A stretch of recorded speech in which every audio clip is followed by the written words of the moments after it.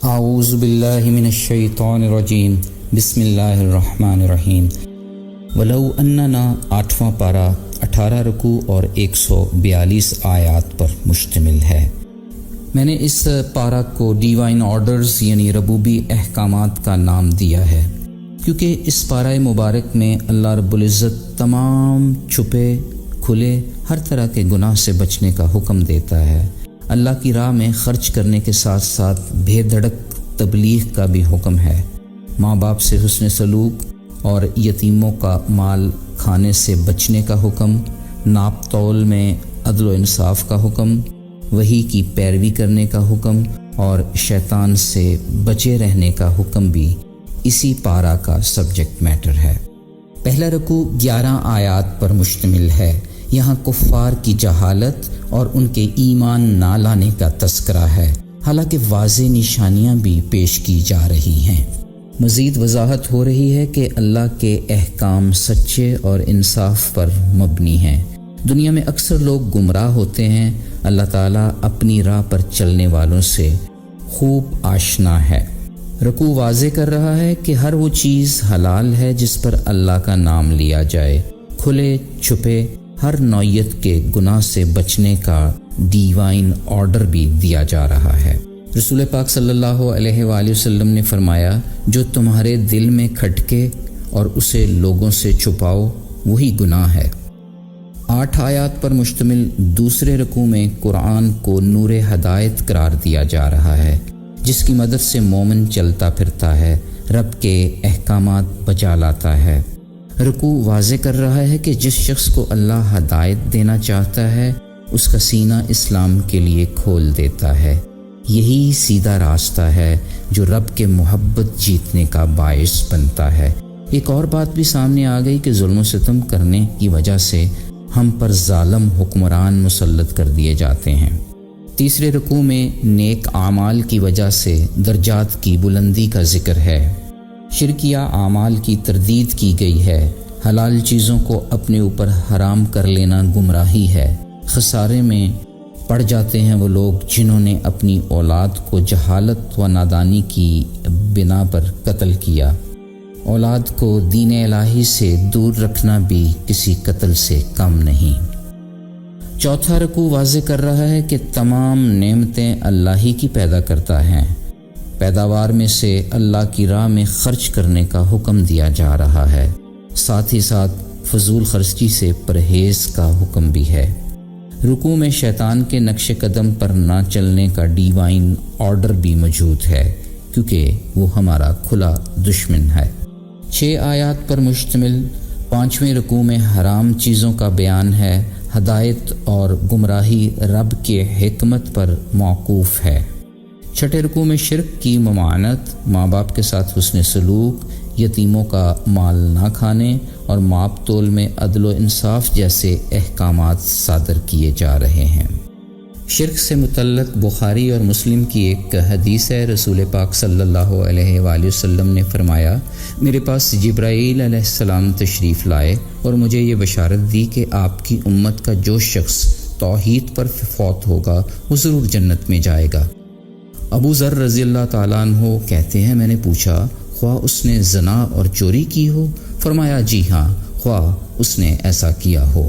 ابو ذر رضی اللہ تعالیٰ عنہ کہتے ہیں، میں نے 3 مرتبہ یہی سوال کیا اور آپ صلی اللہ علیہ وآلہ وسلم نے 3 مرتبہ یہی جواب دیا۔ 7ویں رکوع میں قرآن کریم پر عمل پیرا ہونے کی ترغیب دی جا رہی ہے۔ یہ ایک واضح ہدایت ہے، اللہ تعالیٰ کی حجت ہے۔ اب کسی قسم کا کوئی عذر باقی نہیں رہا۔ اس رکوع میں فرقہ بندی کی مذمت کی جا رہی ہے۔ اسلام ہی سیدھی راہ ہے، ایک مضبوط دین ہے۔ یہ سبق بھی مل گیا کہ ہماری نماز، ہماری قربانی، ہمارا جینا اور مرنا سب اللہ کے لیے ہے۔ قیامت کے دن عدل و انصاف سے فیصلہ ہوگا۔ رب کے انصاف میں فضل اور رحمت والا معاملہ ہوگا۔ جو شخص ایک نیکی لے کر آئے گا اس کے لیے 10 گنا ثواب ہوگا۔ برائی والے کو برابر سزا ملے گی۔ معاف کر دینا تو رب تعالیٰ کی شان بے نیازی ہے۔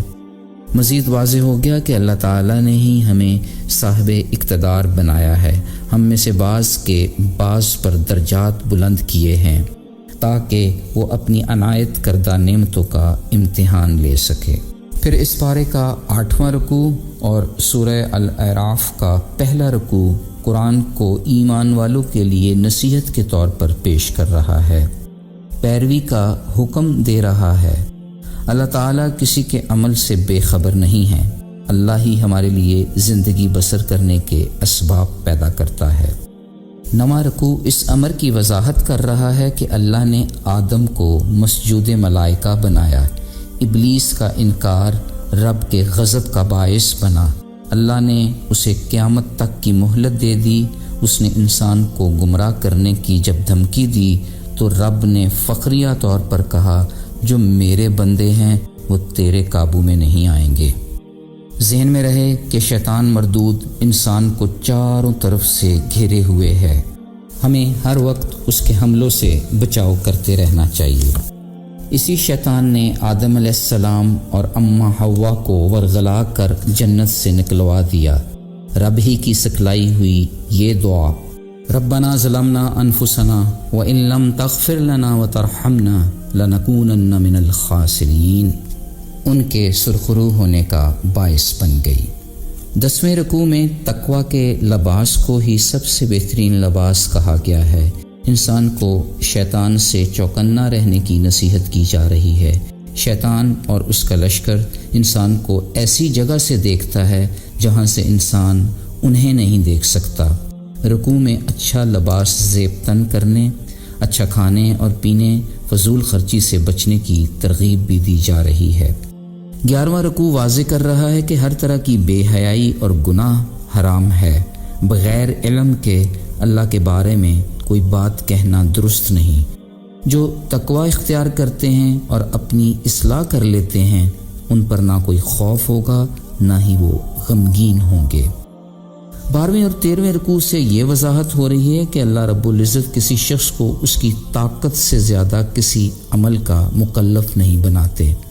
اصحاب الاعراف وہ لوگ ہیں جن کی نیکیاں اور برائیاں برابر ہوں گی۔ یہ اصحاب جنتیوں اور جہنمیوں کو ان کی علامتوں سے پہچانیں گے۔ اس پارے کا 14واں رکوع اور سورہ الاعراف کا 7واں رکوع یہ واضح کر رہا ہے کہ کائنات کی تخلیق 6 دنوں میں مکمل ہوئی۔ ایک خوبصورت نصیحت بھی کی جا رہی ہے کہ انسان کو اپنے پروردگار سے گڑگڑا کر چپکے دعا کرتے رہنا چاہیے۔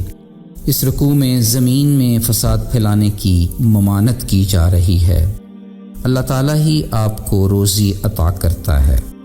15ویں رکوع میں حضرت نوح علیہ السلام کا واقعہ بیان کیا گیا ہے۔ یہ رکوع سبق دیتا ہے کہ اللہ اور اس کے رسول کو نہ ماننے والے دل دراصل اندھے ہی رہتے ہیں۔ اسی طرح 16ویں رکوع میں قوم عاد کا واقعہ ہے، جس سے سبق مل رہا ہے کہ نعمتوں کو یاد رکھنے سے کامیابی کے در کھلتے ہیں۔ لوط کی قوم کا واقعہ بھی اسی رکوع میں ہے، جن پر پتھروں کی بارش ہوئی۔ پارے کے آخری رکوع کی 3 آیات میں حضرت شعیب علیہ السلام کا واقعہ بیان کیا گیا ہے، جن کی قوم ناپ تول کی کمی کرتی تھی، یوں بارش کے سخت عذاب سے جنہیں برباد کر دیا گیا۔ آئیں اللہ کے حضور گڑ گڑا کر دعا کرتے ہیں کہ وہ اپنے خاص کرم سے ہمارا سینہ اسلام کے لیے کھول دے۔ اے اللہ، ہم تیرے ہی حضور گڑ گڑاتے ہیں کہ ہمارا سینہ دین اسلام کے لیے کھول دے۔ اتنی روحانی قوت عطا فرما کہ ہم شیطان کے دائیں بائیں، آگے پیچھے، اوپر نیچے سے ہونے والے حملوں سے اپنے آپ کو محفوظ کر سکیں۔ ربنا ظلمنا انفسنا وان لم تغفر لنا وترحمنا لنکونن من الخاسرین۔